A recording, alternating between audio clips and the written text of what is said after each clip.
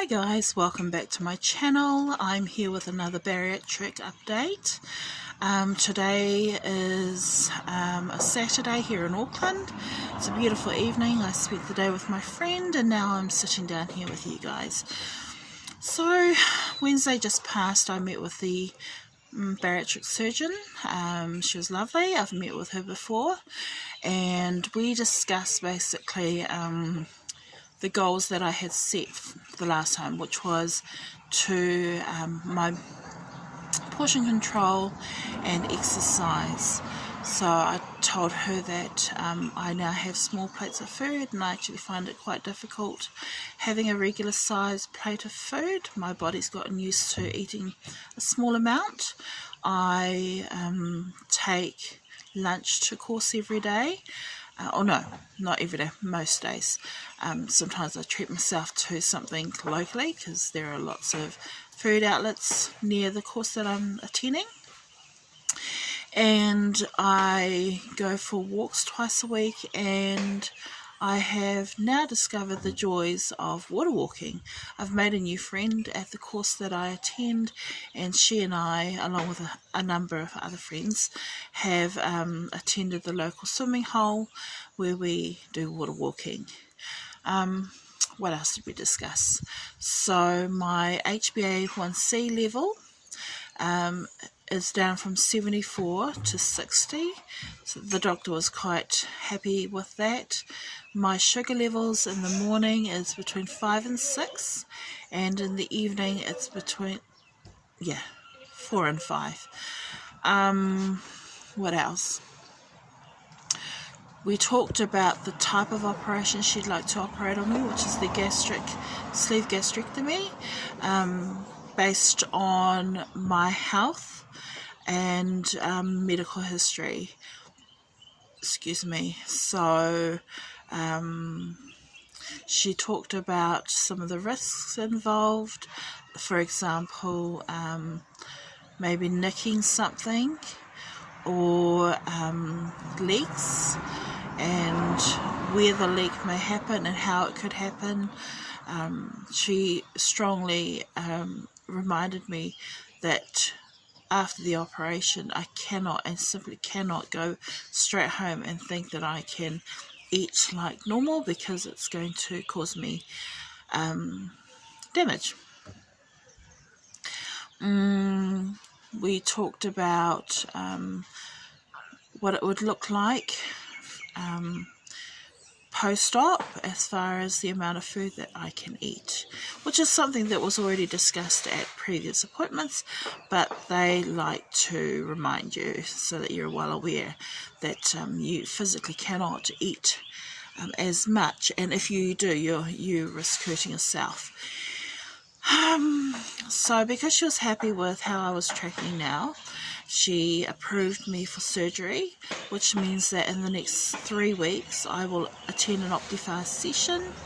There I will be educated on what I need to eat. It's a meal replacement, and that's for 3 meals a day, and at one of my meals I can have vegetables, no meat. Something I forgot to mention is that actually I'll talk about that later. So have the operation. For the first day we'll be introducing pureed foods, and before I can leave the hospital I need to be able to drink at least a litre a day. I'm in the hospital for 2 days, all going well. I'll be at Auckland Hospital. For the first 2 weeks, it's just pureed food. For the next 2 weeks after that, it's soft foods. And then after that, we're looking at going to regular food. She did show me how big a portion I'd be eating at the beginning, and then what it looks like at 6 months, 3 months and 6 months. So that's that about the surgery. So when would the operation be? Roughly August. So because I carry my weight quite high, she was wanting to put me on Optifast a little bit longer than usual. So instead of the 2 to 3 weeks, I'll be looking at 4, 5, 6 weeks, is what I gathered from her. So I'm not sure how I feel about that. That's a long time eating without regular food. Yeah, but well, I think the best thing about it is that I have been on OptiSlim before. I was on a shared medical appointment program last year, no, the year before last year, last year and the year before last.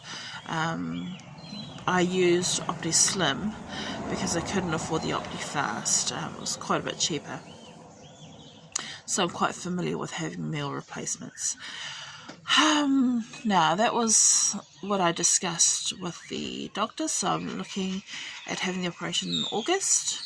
I met with the dietitian earlier that day, and the one thing I need to work on between now and the operation is increasing my protein intake, which is actually a goal that I had a little while back, but I haven't really taken too much heed to it. Not as much as I need to. I worked on having breakfast, so that was one of my goals. So I have usually a banana berry shake in the morning, or I might have omelette on toast, but an omelette, it's very rare. I might have that once every 2 weeks.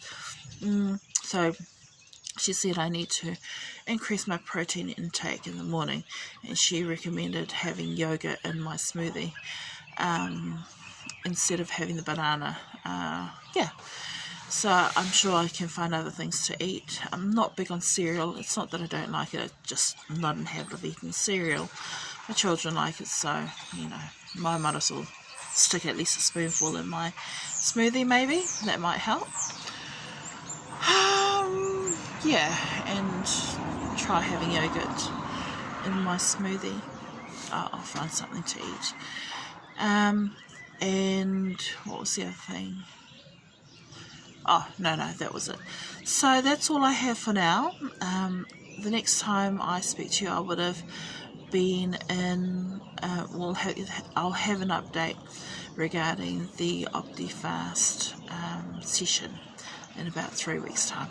Okay, so take care, and I'll see you on the other side. Bye.